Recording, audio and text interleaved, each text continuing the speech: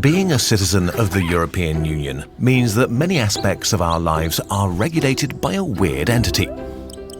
It feels like a huge bureaucracy is making decisions over our heads. Many Europeans think that their vote in the EU elections doesn't count and that the EU is not democratic. How democratic is the EU really? And does your vote actually achieve anything? In democratic states, public policies are based on the will of the people. But the people are not a coherent thing. Countless different groups are battling for influence and power to establish laws and rules that benefit them. In a working democracy, there are checks and balances that are supposed to create a fair environment where these battles can be fought. Term limits stop factions from dominating too much. But all of this ends at our borders. International politics are not democratic, but anarchic. No central authority is powerful enough to ensure fairness or enforce laws, so the only law is the tyranny of the strongest and anarchy. So for most of human history, powerful countries took what they wanted from others, either by extortion or by violence. After World War II, the United Nations were founded to overcome this anarchy by establishing rules on how countries should behave. But since the UN has virtually no power and its members often have opposing interests, it's usually politely ignored. The EU is a construct that tries to have rules and laws for its member nations that are actually enforceable, as the European Court of Justice is able to make binding decisions. Originally, the EU was founded to ensure peace between European nations and prosperity for the continent. But it's also an attempt to gain international power for its members. It's like a superstate, and it's striving to be democratic and legitimized by all of its citizens. To do that, it has to solve the problem of different actors wanting different things. Only that its members are countries with very different priorities. So, how does this work?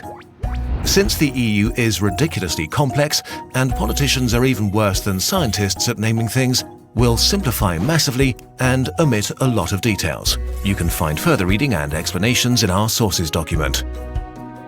Okay, if you want to create a democratic union of independent nations, you have two options. 1. Let everybody vote for national politicians who then make decisions for the union together. Or 2. Let every citizen vote directly for an independent institution that's able to make binding decisions. Both approaches have their upsides and downsides, and the EU ended up with a mix of both of them. Next to the European Court of Justice, there are four main institutions that we'll talk about today. The European Council, which is made up of the heads of government or states of the member countries. The Council of the EU, with ministers from the member countries. The third one is the European Commission, which is the de facto government of the EU, having one commissioner for each member state. And lastly, the European Parliament. The Parliament is the only part of the EU that is directly elected by you, dear citizen, in the European elections. In principle, all of these institutions of the EU originate from your direct or indirect vote, be it at the national or EU level. But some do more than others. For example, you vote for your national representative and therefore contribute to form a national government whose head of state has a seat in the European Council. These leaders choose the President of the EU Commission and its fellow commissioners, who eventually are confirmed by the EU Parliament. So this is a sort of indirect democracy. You didn't vote for the Commission, but you voted for the people who appointed them and for those who confirmed and policed them. So in effect, 2.5 of the four main European Union institutions depend on the member state governments. But since you, as a citizen, can only directly vote for the European Parliament, the question is, how powerful is it? How much influence does your vote have? The European Parliament started out with very little influence, but has become more and more powerful over the past 2 decades. Today, it has to approve new laws, which can be binding for the member countries. It also votes on how the EU budget is spent and on international treaties. All of this makes the Parliament very powerful and thus your vote very influential, even on an international level. Compared to national parliaments, one major power is still missing though. the EU Parliament officially can't propose new laws on its own, which is often the core of the argument the EU is not democratic enough and that the European Parliament should be given more influence. Right now, the member states' governments pretty much control the European Union. Giving the Parliament more power would make the EU as a whole more democratic, but it would also take power from member states. It's not clear which approach is better. Ultimately, it's for the member states and us as citizens to decide how the Union should develop. Okay, so can we draw a conclusion here? As a whole, the EU is not as democratic as most of its member states, but it is democratic. If you don't like decisions they make, regarding copyright for example, you can look up what your representatives voted for and vote them out. The struggle to make it more democratic is closely tied to who holds power over what. The EU keeps changing.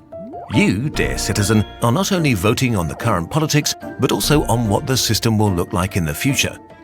There are many partisan politicians that vowed to make the EU Parliament, and therefore your vote, stronger. Many others want to keep it as it is, or even diminish it.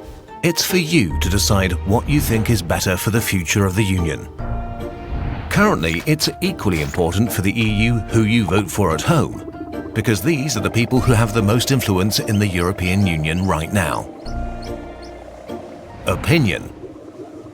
At home is also where the EU is often used as a scapegoat.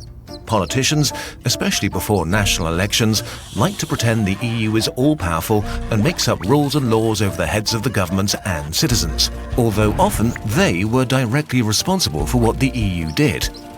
Democracy is annoying and complicated and often very boring. In the European Union, even more so than in the member states. But voting and caring about how our political institutions change and develop is one of the most powerful things we can do as citizens. The last few years have shown that extreme things can happen through elections. We have to decide if we want to be an active part of this process. If we don't take part in the struggle for power that is politics, others will, and we might not like what they decide for us. Because Europe is an important topic for us, we've translated this video into as many European languages as possible. A couple of European YouTubers narrated it and uploaded it to their own channels. Thank you to Funk and all YouTubers who helped us. You can find the playlist with all language versions in the description.